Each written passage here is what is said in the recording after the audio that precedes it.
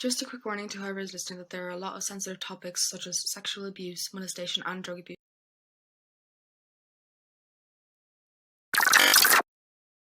Welcome back to In Their Minds. I'm your host Toby. And I'm your co-host Lauren. Today we're going to be talking about the Nightstalker, otherwise known as Richard Ramirez.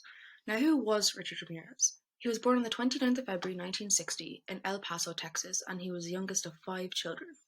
That's a lot of kids. That's a lot of children. As a child, he was physically abused by his father, leading him to sleep in a graveyard to avoid being at home.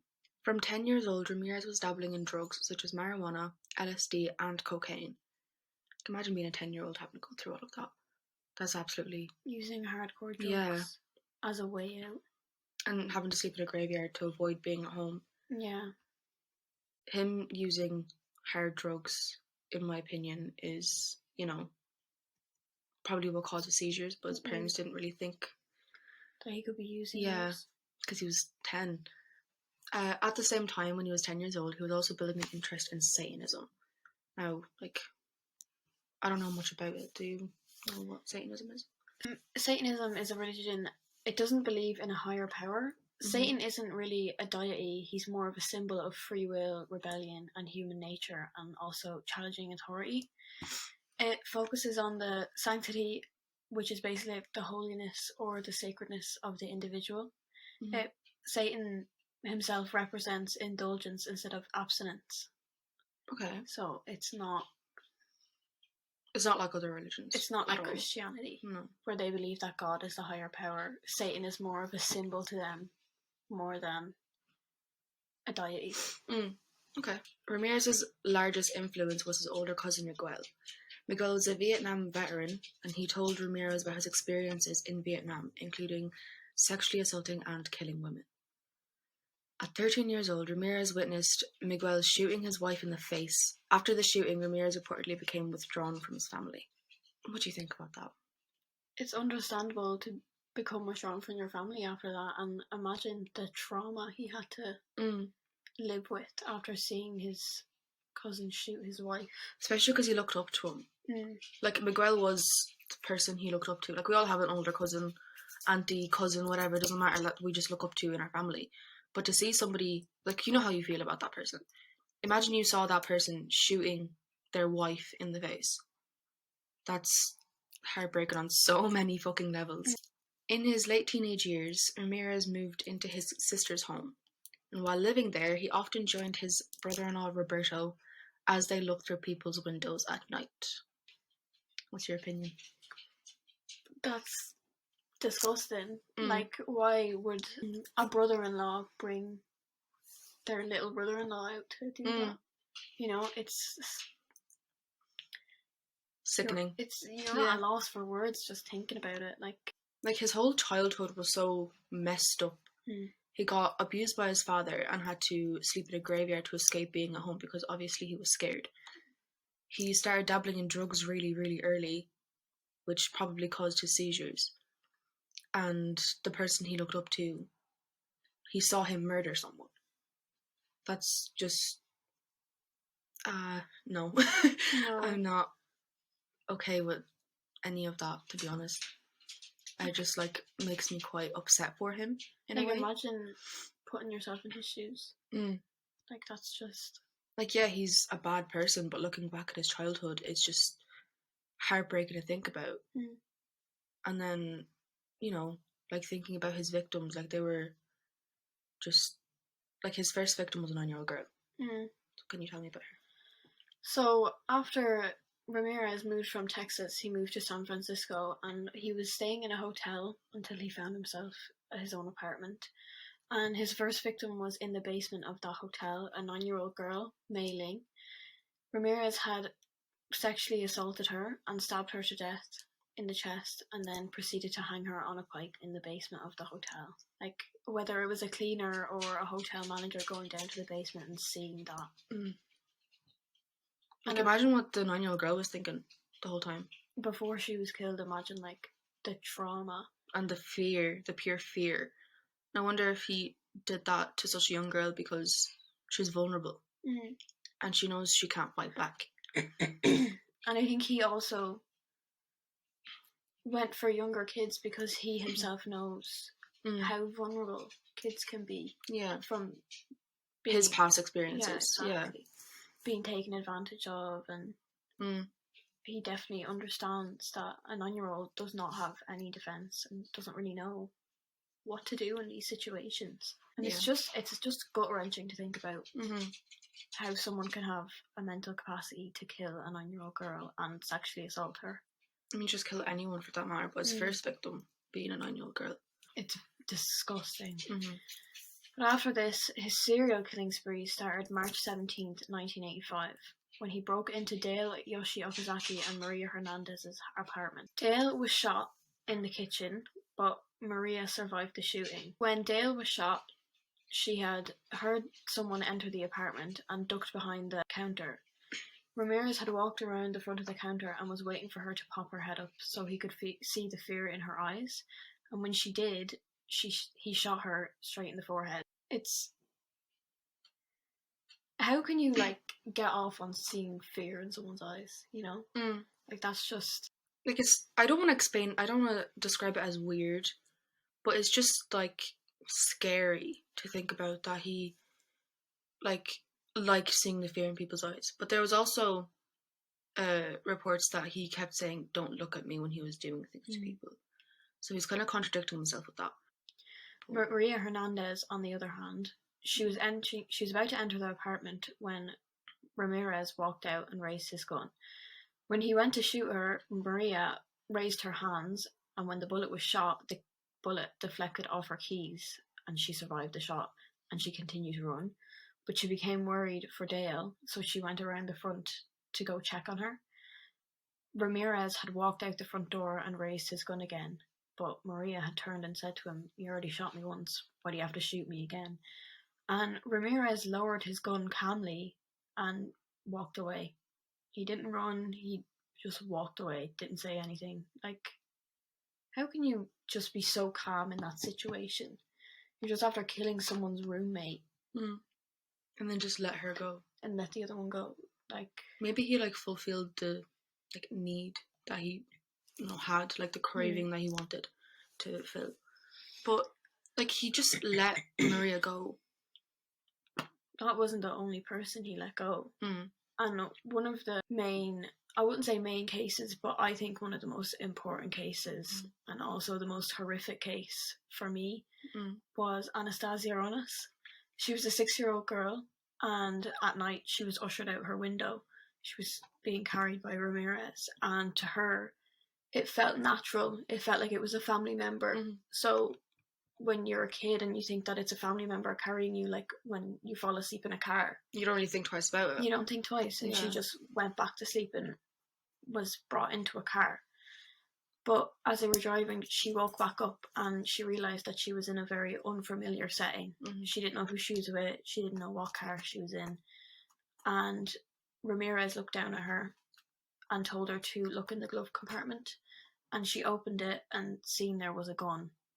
And as a 6-year-old, seeing a gun in general is just scary. And as a 6-year-old who has no defense. Yeah. Like, she is, like, just, the only way you can describe her is just vulnerable. Like, she can't defend herself. And even if she tried to, she would fail miserably. Because at this point, he was 25. He's a 25-year-old man with a 6-year-old girl in his car. But he said, like, with the gun in the glove compartment, he said it really calmly. Like, just like, I'm going to use it if you mess with me. Yeah. You know? It's just... So she did as she was told. Yeah, because, well, like, you see a gun, you're going to do as you're told. You know? When Ramirez and Anastasia pulled up to the apartment, she remembered looking around the outside and seeing German shepherds and chain link fences. And Ramirez told her to stay quiet as he put her in a duffel bag to bring her inside, and he said not to mess with me. He brought her inside and then proceeded to take her out of the duffel bag. And she said that she remembered the apartment being old and stingy and dark and slimy. Like, imagine all the different, like, smells and, like, just the whole feeling of the apartment in general. It would just be absolutely disgusting. Real, like, moist. You know? Yeah, just, like, icky. Like, you know, when you walk into a like, let's say an abandoned house, and you can Mm. feel the air Yeah. in your hands, and it makes you real clammy. And Yeah, it just feels absolutely disgusting. That's the only way I can... makes you uncomfortable. Yeah, like, when I think about Ramirez's apartment, or where he used to live, it's just... like, it's just horrible to think about, because everything's just, like, dark and mouldy and slimy and just... all old food and stuff around the house. Just absolutely disgusting. In the apartment, Ramirez would continually sexually abuse Anastasia.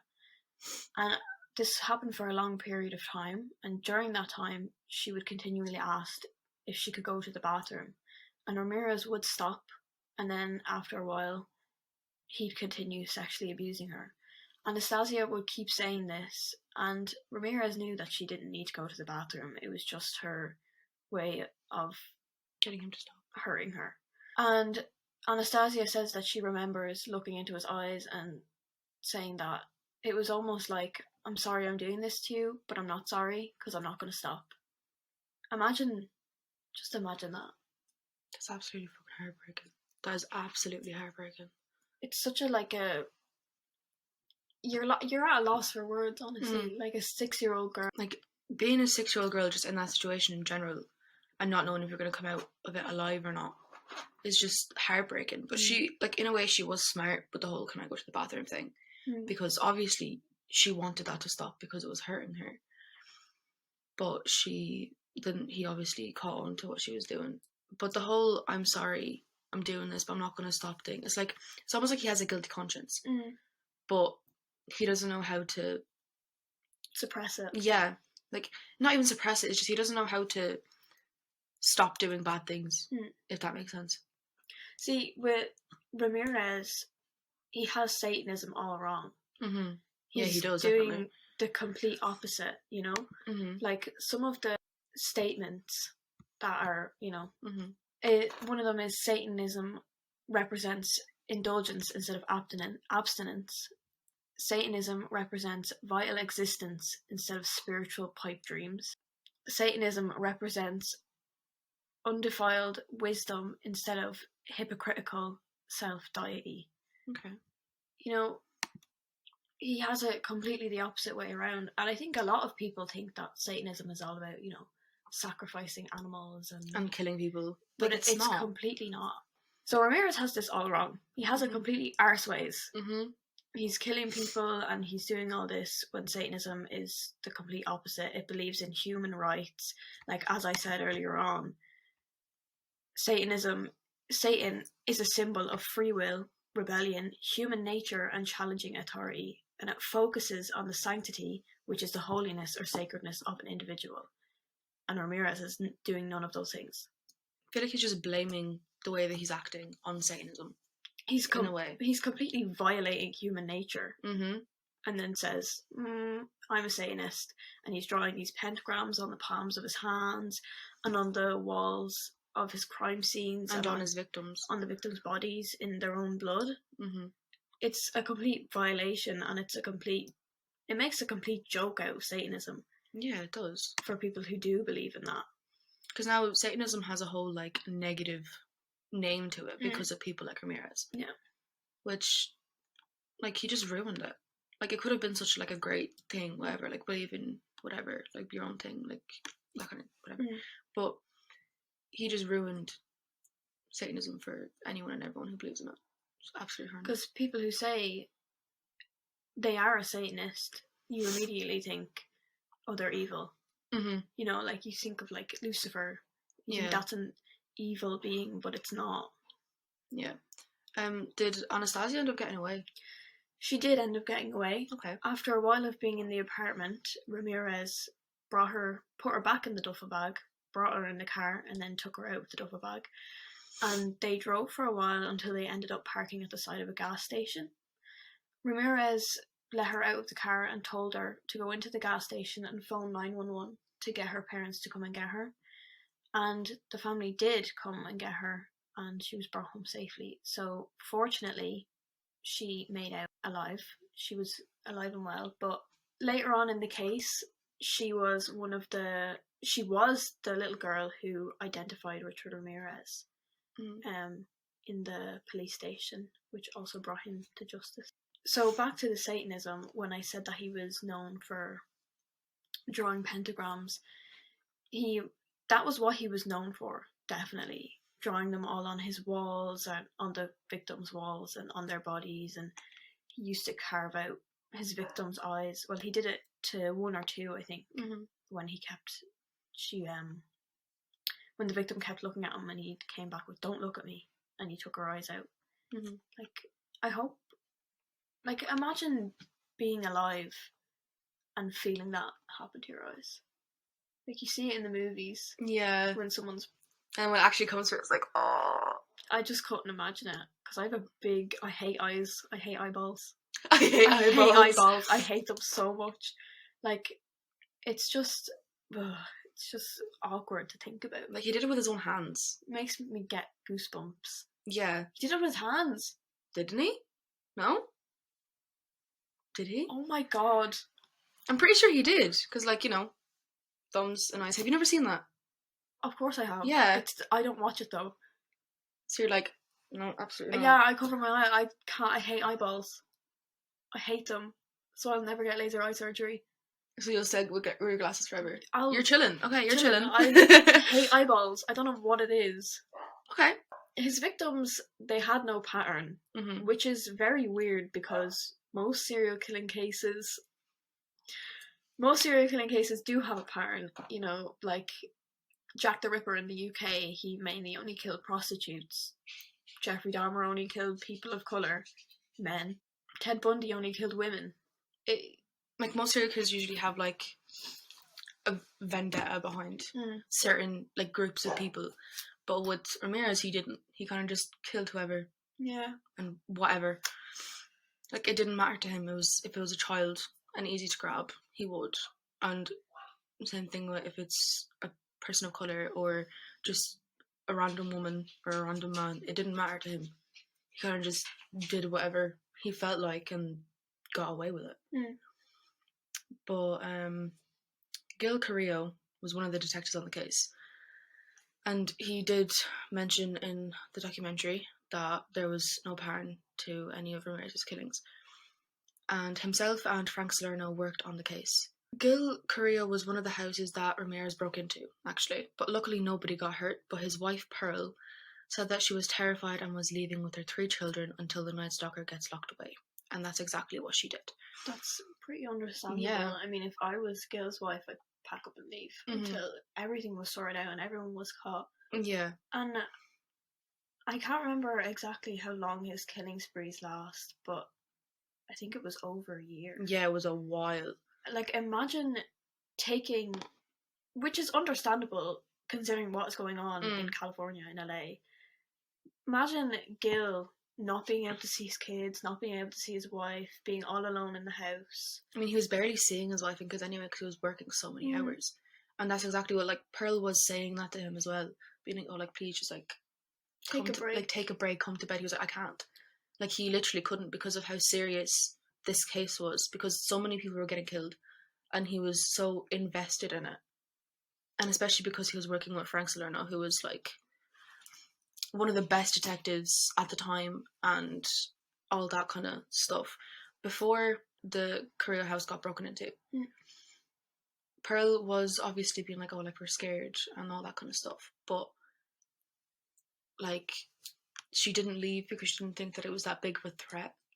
Yeah. But then when she realised, oh shit, he had broke into her own house and Gil was walking around the house with a gun, Pearl obviously left, which honestly I would too. Because at the start, they didn't have... There was people being murdered, but they didn't have much things that linked every murder together. Yeah. So it was only, at the time, 2 or 3, and then as they started getting more things that linked all the cases together... They just kept getting closer and closer. And that was when Pearl realised that she needed to get up and leave before something bad happens to... Before somebody got hurt. Her kids... or herself, One of the biggest pieces of evidence on the case was a shoe print. It was an Avia sneaker, size 11. And the shoe print was found at almost every crime scene, whether it was on the victims' bodies where he stomped on them, or in the dirt where he was trying to get in through a window. or something like that. Or on a blanket. Yeah, there was one case that there was a bloodied shoe print on a blanket. Yeah, and that was like when we were looking up all that kind of stuff and like watching the documentary, just like shivers thinking about that. Goosebumps. Yeah, honestly. just like it was just horrible to even think about. It makes your hands sweat. Yeah, it's just like thinking about it. It's just horrendous to even fucking think about. But the interesting thing about this size 11 Avia sneaker is that there was only one pair of these specific shoes sent to LA. And they were tracing back, because they put two and two together about all the shoe prints, all the crime scenes. They're like, this is the same shoe print. And it was a very unique shoe print. And Gil Carrillo and Frank Salerno just like, they tracked down where the shoe was made, where it was all sent out, all that stuff, and they figured out that only one of these shoes was sent to LA. And it was a black Avia sneaker.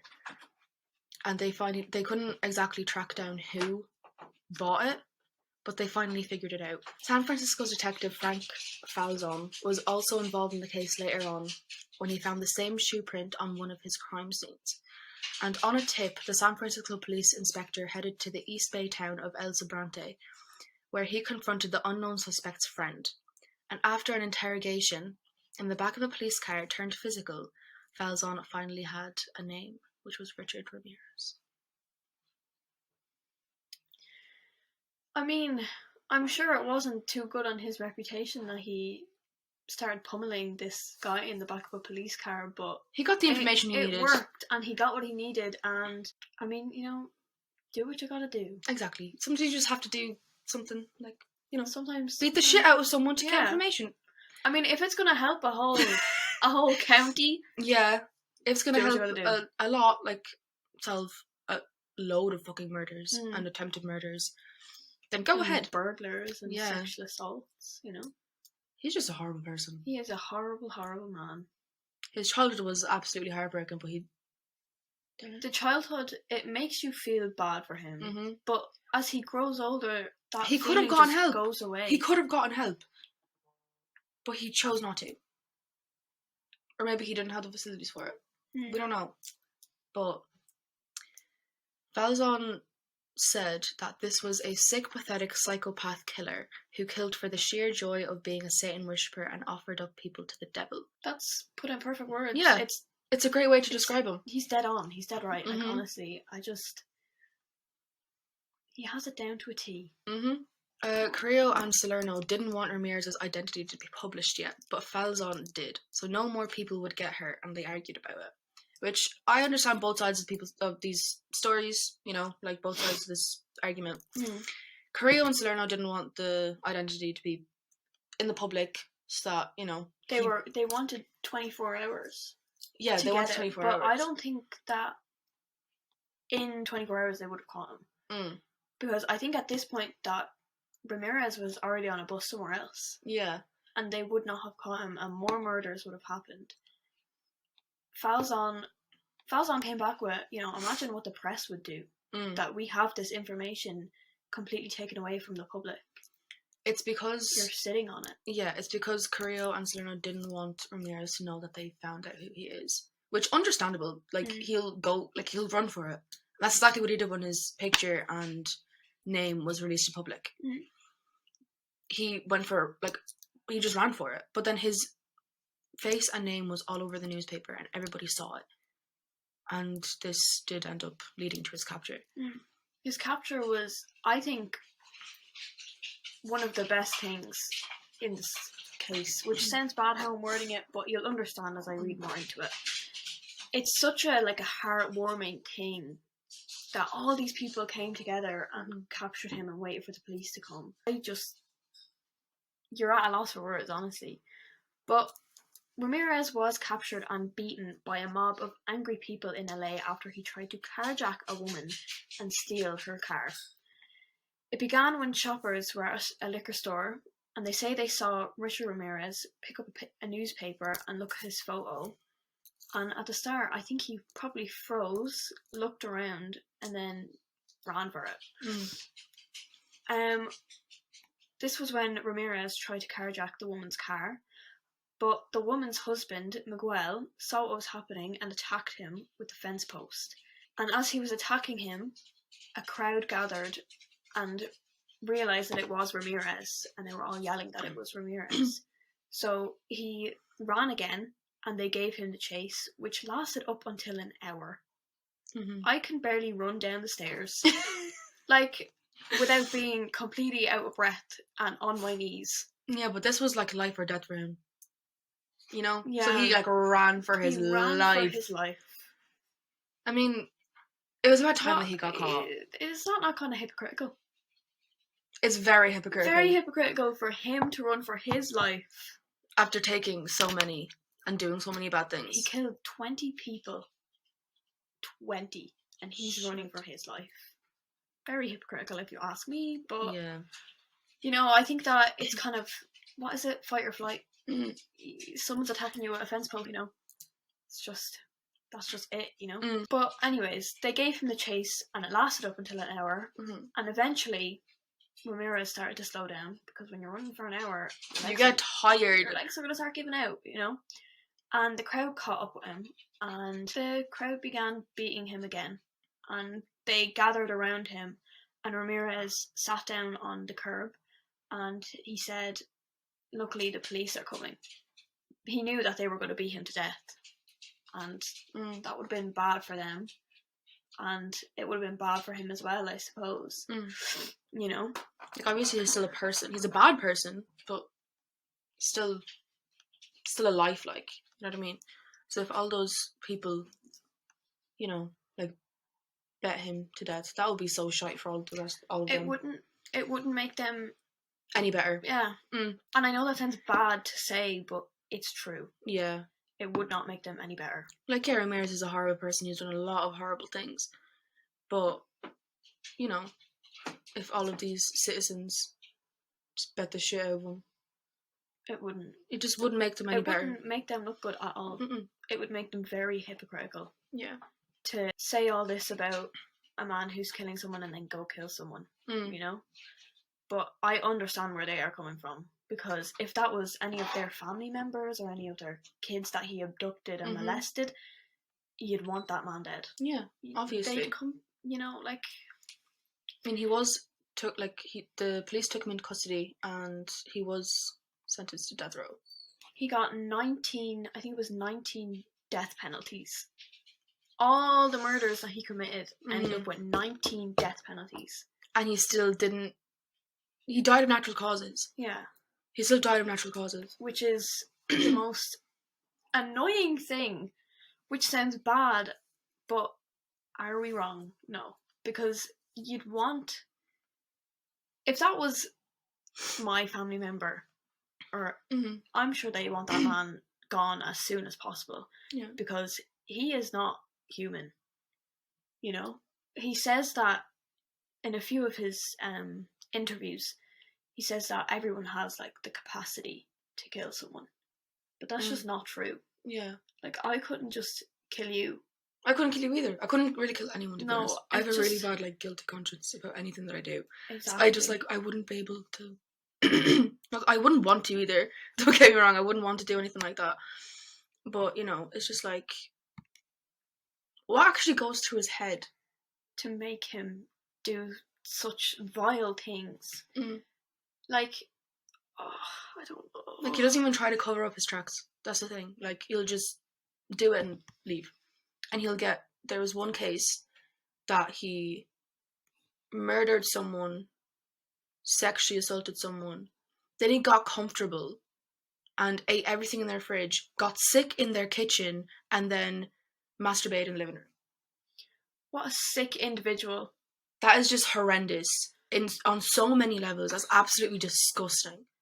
I just don't understand. It flabbergasts me. No, honestly. It genuinely does. Oh, no. Like, I can barely go to my friend's house and open their fridge. I get too nervous. I'm like, Like, I have to ask. I don't even ask. If I'm hungry, I don't say anything. Just like, just wait.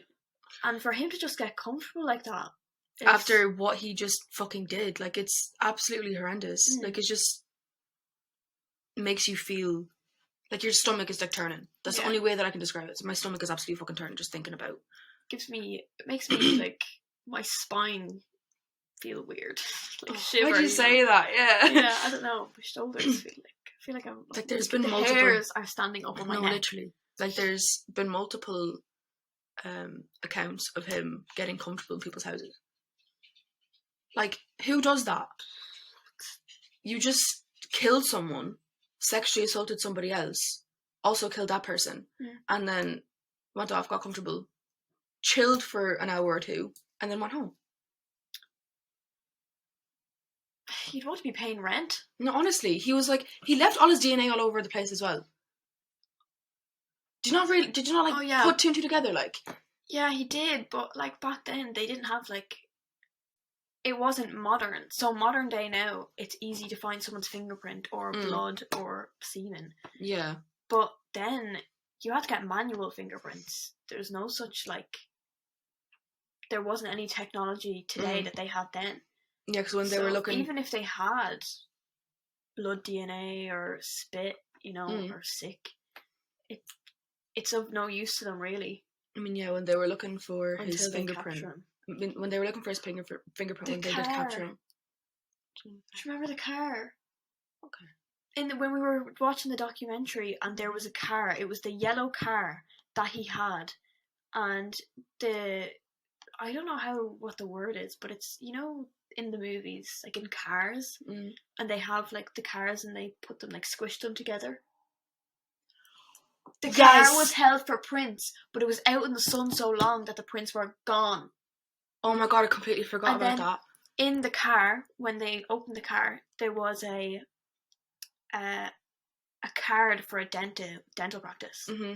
And in the dental practice, the police, Gil Carrillo and Frank Salerno, they went to the dental practice and they were like, he was under a completely different name, and the name has just slipped out of my mind. It was just Richard. His name was Richard. Richard, but it was a different last name. I think it was Ricky or something like that, because he went by Ricky. Yeah, his name on the dentist thing was Richard, but with his friend that got beaten in the back of a police car, he went by Ricky with him. Yeah.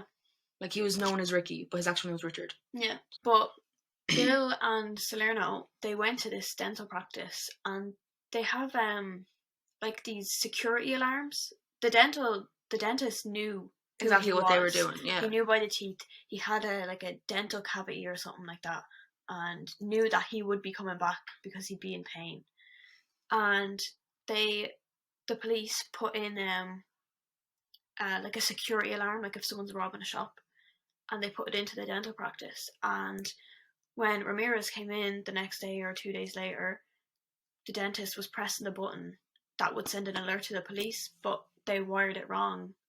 And it just didn't work. And he got away. And he got away, and it was basically another dead end. Before that day, there was a police officer in that dental practice every single day for God knows how long, for quite a while actually. But the day before that he was supposed to get caught, that he went to that dentist again, no police officers were there. It was just the button, and the button was wired wrong. Like, there were so many different things. Yeah, it's so, like, annoying because there were so many different ways that he could have gotten caught, but something went wrong. And then there was when there was a leak in the police station and the detective works of the Avia shoe print, and it got out to the press, and there was one press lady, and she was like, I'm going to make a story about this. But if they had made a story, he could easily change the shoes he's wearing. And then everything's just gone to shit, because that was their biggest piece of evidence. And they had to, I think they bribed her. Well, not necessarily bribed her, but they said, you can make a story about this. We'll give you a story, but just leave the shoe print out. Leave the shoe print out of it. And the reporter interviewed Gil and Salerno, and the shoe print was never leaked, but technically it was, because one of the detectives leaked it to a reporter, which is just so annoying to think about, because that could have put them in another dead end. Yeah, the amount of dead ends they went through in this case is crazy. It's absolutely, it's just so sad, because they put in so much effort into it, and then somebody just messes it up. Yeah, and with the alarm, that could have went so well, but then somebody wired it wrong.